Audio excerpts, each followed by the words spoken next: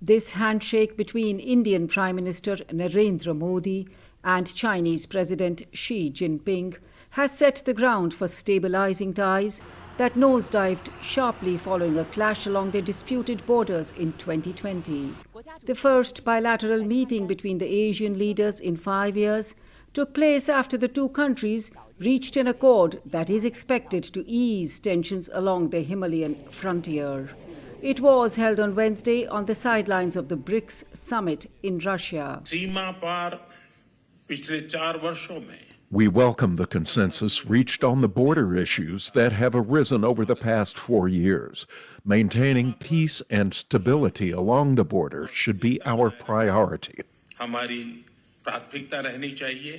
But the breakthrough between the Asian giants is not expected to result in an immediate pullback of troops from contested borders. It will be a very complex, long drawn-out process. I think given that there is a huge trust deficit between the two sides, it would take months before we will see disengagement happening. Although analysts do not see any quick warming in ties, they say pragmatism is driving the rapprochement.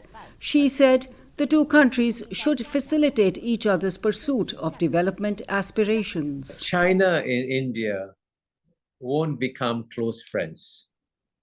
There is a sort of residue of suspicion in their relationship, which will not be washed away soon.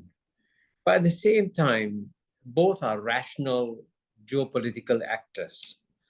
And clearly, if they don't talk to each other, they reduce their options. Economic ties could gather momentum. Following the 2020 military standoff, India halted Chinese investments and restricted visas for Chinese workers.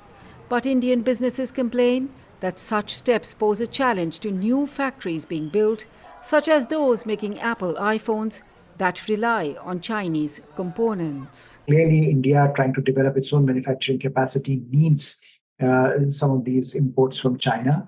And they are important not only for the day-to-day management of the Indian economy, but also for the long-term emergence of India as a manufacturing powerhouse.